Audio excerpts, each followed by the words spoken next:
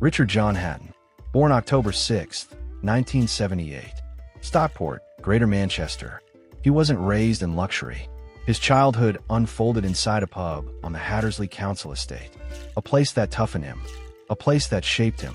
School days were spent at Hattersley High, but the ring was calling. His first taste came at the Sale West ABC on the racecourse estate, where he laced up gloves and found his rhythm. Sports ran deep in the family blood. His father and grandfather both played football for Rochdale, and young Hatton even had a trial for the youth team. But destiny wasn't on the pitch. It was in the fight. A local club in Hyde gave him that stage. He was only 14 when his uncles, Gid and Paul, took him to Old Trafford. That night, Nigel Benn clashed with Chris Eubank. The crowd, the roar, the fire. Something inside Hatton lit up. He knew then, boxing wasn't just a sport. It was his future. Still, life wasn't smooth. He left school and joined a family carpet business. But one wrong cut with a Stanley knife nearly cost him 4 fingers. His father quickly pulled him off the tools and made him a salesman instead. Fate, it seemed, kept steering him away from one life and pushing him towards another. And every time he walked into the ring, the lights went down, the song Blue Moon filled the air, and the crowd knew Ricky Hatton had arrived. Ricky Hatton's amateur career was short, but far from ordinary. 7 British titles, a spot on the 1996 IBA Youth World Championships. He was flying until the semifinals. That night, 4 of the 5 judges had him winning, but the 5th gave his opponent a 16-point margin, a decision so crooked it stung the sport. Later, it came out that the judge had been bribed. For Hatton, that was it. No more trust in the amateur system. At just 18, he walked away and turned professional. He found his home at Billy, the Preacher, Graham's gym in Moss Side, a gritty place filled with fighters like Carl Thompson and Michael Gomez. It was there Hatton sharpened his edge. September 11th, 1997. Widnes, Kingsway Leisure Center. Hatton's professional debut. Colin McCauley stood across from him, but only for a round. Hatton tore through him, TKO. The roar of a new career had begun, and in only his second fight, he was already at Madison Square Garden, New York, on the undercard of Prince Nassim Hamed versus Kevin Kelly. The boy from a council estate was stepping onto the world stage. By 1998, Hatton was already sharing undercards with British greats, like the 2 battles between Carl Thompson and Chris Eubank. The buzz around him kept growing, and in 1999, the British Boxing Writers Club named him Young Boxer of the Year. That same year, he claimed his first international belt, the WBO Intercontinental Light Welterweight title. After stopping Dylan Carew, the wins kept coming fast. 4 straight opponents crushed inside 4 rounds. Then came Giuseppe Lori, a unification clash. Hatton left with another strap, the WBA Intercontinental title. But it wasn't all easy nights. When he fought John Thaxton for the vacant British title, disaster struck early. A nasty cut opened over his left eye in the first round. Many thought he'd fold. Instead, Hatton dug deep, fought all 12 rounds for the first time in his life, and won on points.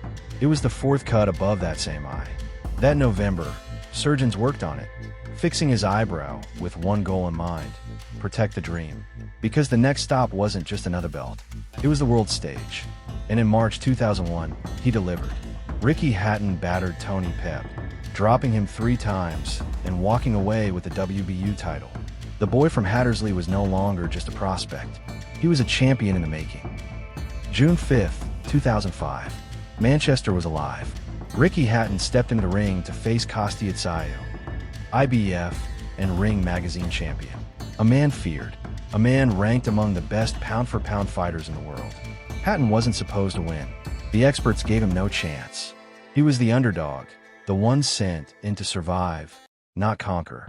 But the hitman had other plans. Round after round, Hatton pressed, bruised, and broke down the champion.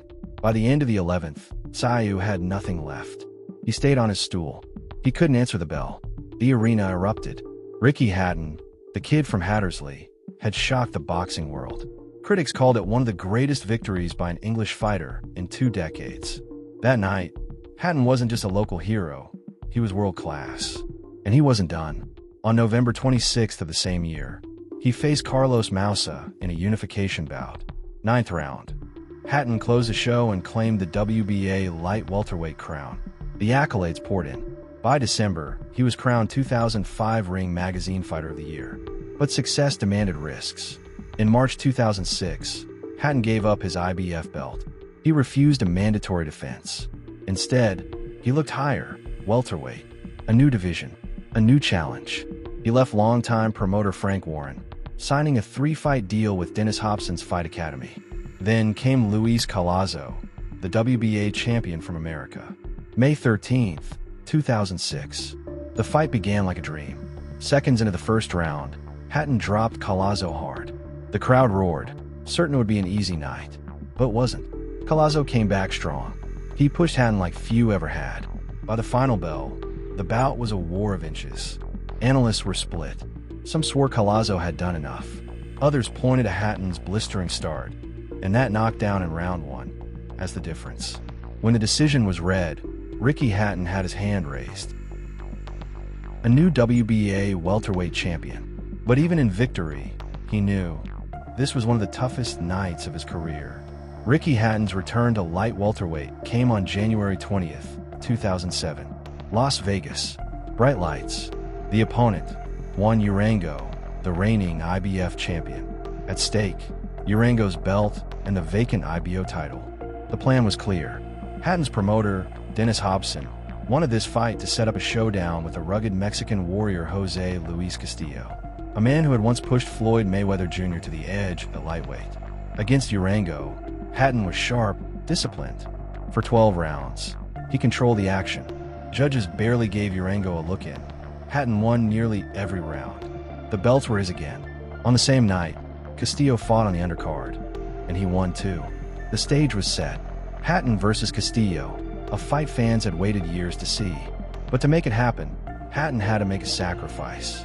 On February 10th, he relinquished his IBF title once more. The belt was gone, but the opportunity was greater. June 23, 2007. Thomas and Mack Center, Nevada. Hatton versus Castillo. Two warriors in the ring. The first 3 rounds were tense, each man testing, looking for an opening. Then came round 4. Hatton stepped in, ripped a thunderous left hook to the body. Perfect placement, perfect timing. Castillo dropped to his knees, face twisted in agony. He tried to rise, but couldn't. For the first time in his long career, Castillo was counted out. After the fight, Hatton revealed the punch had shattered 4 of Castillo's ribs. One shot, that was all it took. The world saw it clear. Ricky Hatton wasn't just a relentless pressure fighter. He could end a fight with one brutal strike. July 27, 2007. The deal was done.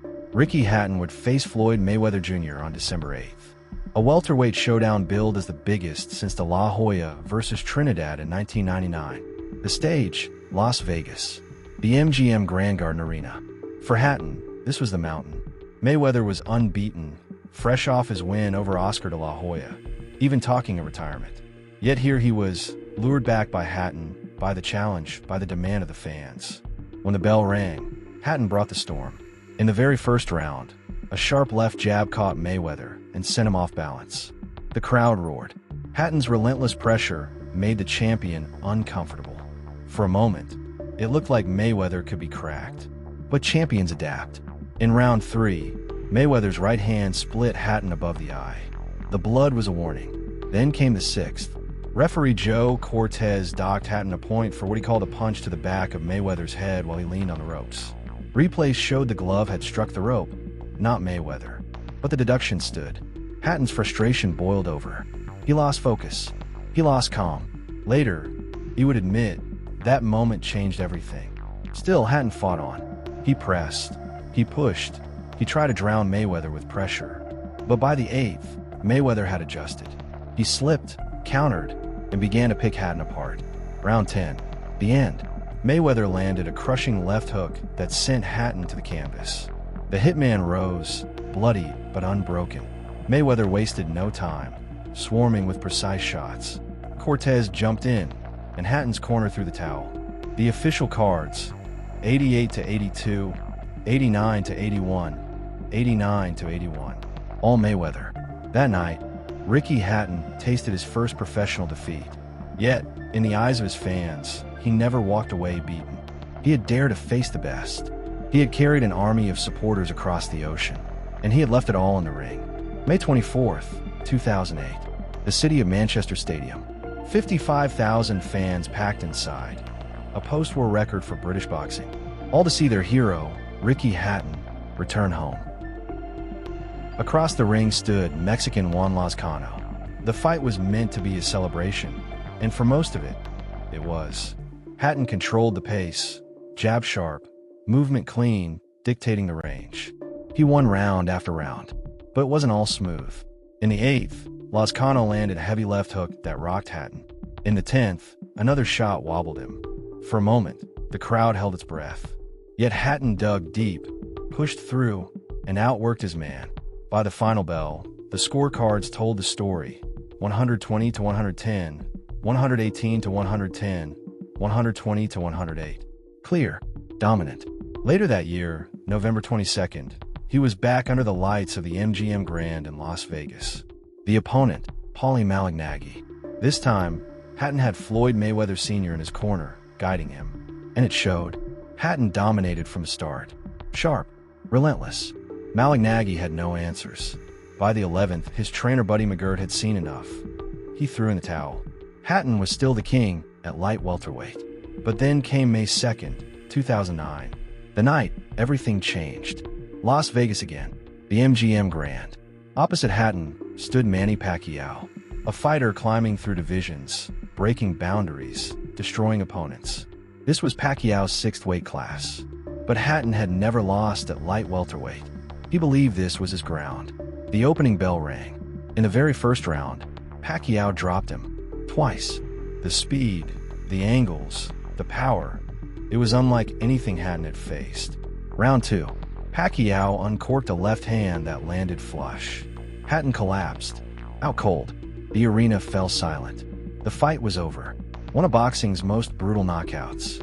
After that, Hatton stepped away. He spoke honestly. Boxing had given him money, discipline, even identity. But the fire was gone.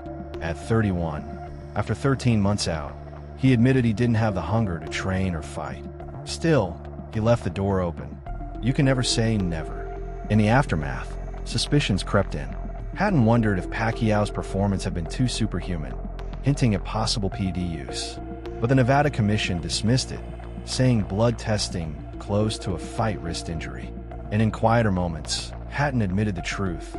Maybe he had underestimated Pacquiao. Maybe the Filipino was simply that great. For Ricky Hatton, the Pacquiao fight wasn't just a loss. It was the moment that forced him to question everything. His future, his passion, his place in the sport. September 14th, 2012. The announcement fans had waited years for. Ricky Hatton was coming back. No opponent, no undercard, just his name. And that was enough. Tickets for the November return sold out in 2 days. The man who once carried Manchester on his back was stepping through the ropes again. The opponent was later revealed. Vyacheslav Senchenko, a skilled Ukrainian with height, reach, and composure. But before Hatton could even think about the fight, he faced another mountain, his own body. At one point, he had ballooned to nearly 15 stone. In the months before the comeback, he carved himself back down to 10 stone 7. The transformation alone was a fight. When the bell rang, Hatton showed glimpses of the old fire.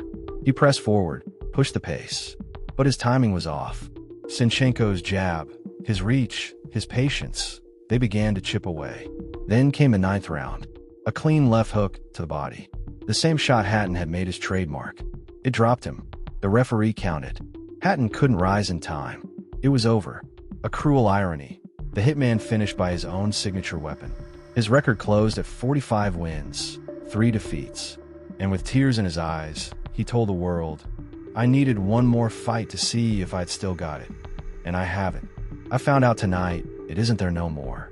For years, that was where the story rested. Hatton, the pride of Manchester, retired. His name etched in British boxing history. But time has a way of pulling fighters back. July 6th, 2025. At 46 years old, Hatton announced another return. Dubai, December 2nd.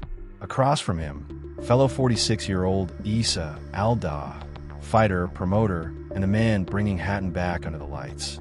This time, the build-up was different. The announcement came through a virtual face-off, Hatton unable to travel due to injury. Alda hadn't fought since 2021, when he was stopped in the first round.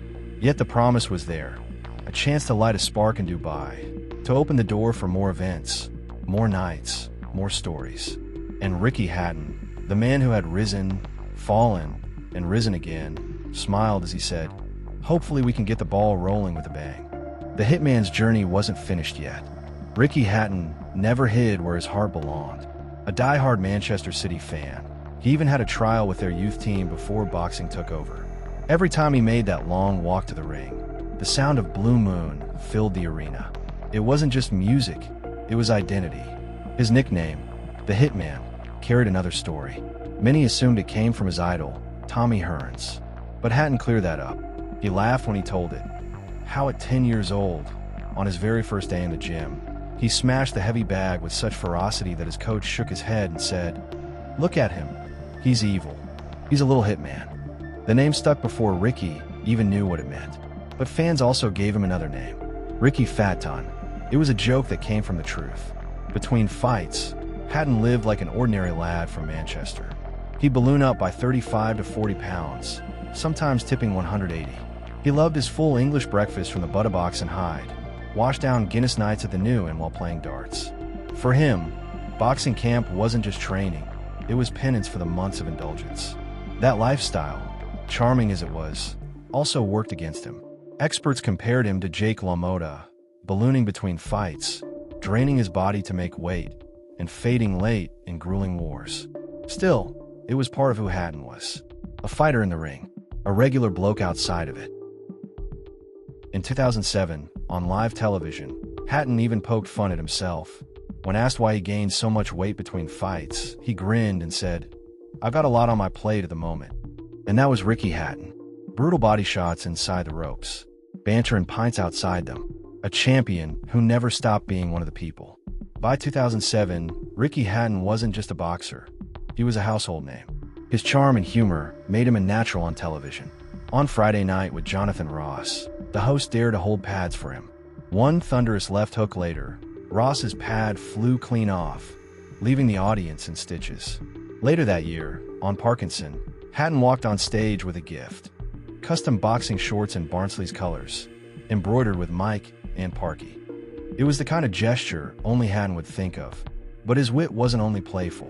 Asked about Floyd Mayweather's arrogance, he smirked and said, "If there's such a thing as reincarnation, Floyd will come back as himself." In the 2007 New Year honors, Hatton received an MBE for services to sport. The working-class lad from Manchester had become part of British royalty. By 2008, his presence stretched beyond boxing. He hosted a chat show on Nuts TV, Ricky Speaks. He even stepped into the world of sports entertainment, guest hosting WWE Raw in Sheffield in 2009, where he pinned Chavo Guerrero Jr. to the mat, sending the crowd wild. Yet behind the lights, shadows grew darker. After his brutal loss to Manny Pacquiao in 2009, Hatton's life spiraled. In September 2010, he checked into the Priory Clinic for substance abuse, depression, and drinking problems. A leaked video showed him taking cocaine in a Manchester hotel, but doctors were far more concerned with his mental health.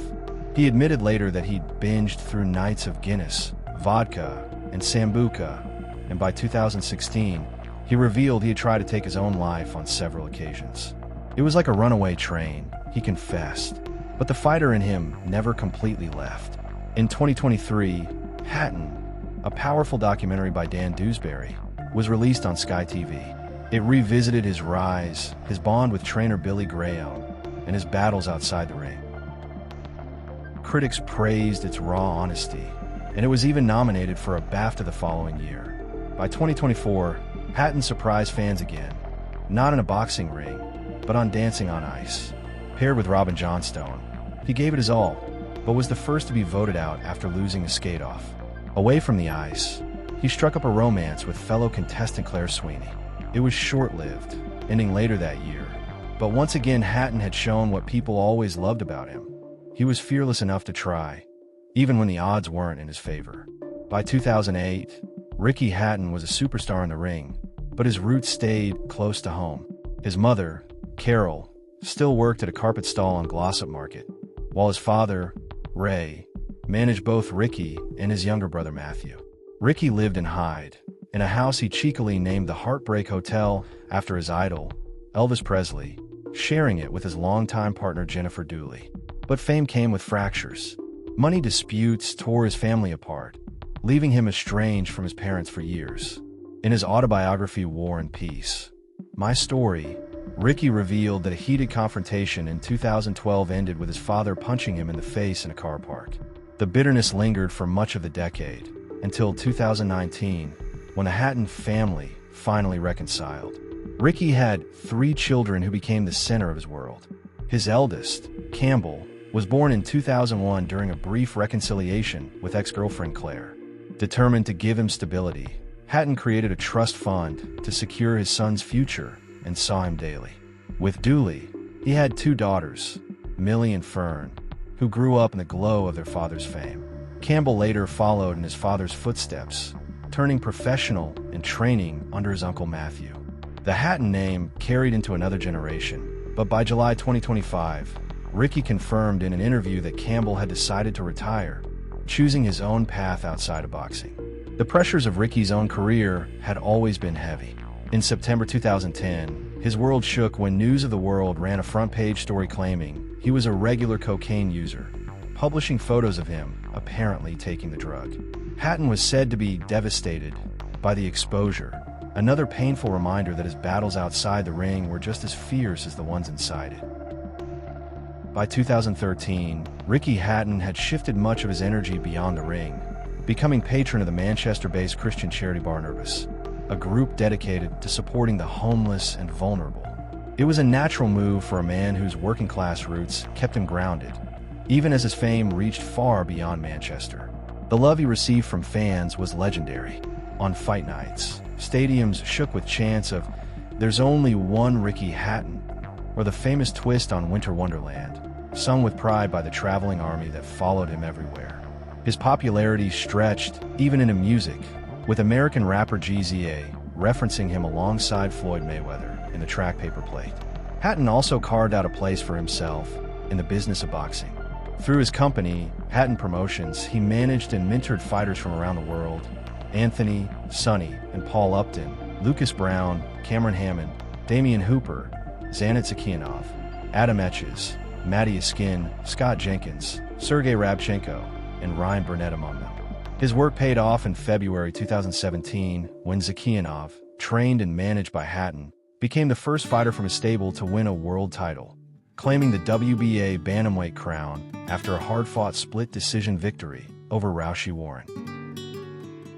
Hatton's influence as a trainer also began to shine. He guided prospects like Nathan Gorman, great-nephew of the famed bare-knuckle fighter Bartley Gorman, as well as Irish champion Paul Upton and Zakianov himself. He worked with Tommy Fury, younger brother of Tyson, and even stood in Tyson's corner during his unforgettable 2018 showdown with Deontay Wilder. And the story continued to grow. On December 1st, 2023, Hatton guided Chloe Watson to a unanimous decision win over Justine Lallemand, capturing the vacant European female flyweight title. For Hatton, the thrill of victory was no longer just about his own fists. It was about passing on his knowledge, building futures, and proving he still belonged in the heartbeat of boxing. On September 14th, 2025, tragedy struck. Ricky Hatton was found dead at his home in G-Cross, Hyde. He was just 46. Greater Manchester Police confirmed his body had been discovered after a neighbor raised the alarm, and that his death was not being treated as suspicious. The news shook the boxing world and beyond. Manager and promoter Frank Warren led the tributes, joined by former world champions Tyson Fury, Anthony Joshua, Manny Pacquiao, Amir Khan, and Hatton's boyhood idol Roberto Duran. Each spoke of his fighting heart, his humor, and the way he carried the hopes of a nation every time he stepped into the ring. That same afternoon, Manchester, the city he loved and represented so fiercely, stood still. Before the Premier League clash between Manchester City and Manchester United, a minute of appreciation was held in his honor. For City, it meant more than respect. It was family. Phil Foden dedicated their 3-0 victory to Hatton, saying he had extra motivation going into the game and that the lads gave everything. It was a fitting tribute. Ricky Hatton had given everything to his sport, his city, and his fans. Ricky Hatton's life was a whirlwind of triumphs, struggles, and unforgettable nights under the lights. He was more than a fighter. He was a son of Manchester, a man who carried his city on his shoulders and fought with his heart on his sleeve. He knew glory, he knew pain, and he knew how it felt to rise and fall in front of the world. But through it all, Hatton never lost what made people love him most: his honesty, his humor, and his unshakable bond with the fans who sang his name. In the end, his story is not only about belts or knockouts. It's about the courage to stand up, the will to fight on, and the spirit of a working-class kid who dared to dream big. Ricky Hatton will forever be remembered as one of boxing's most beloved warriors.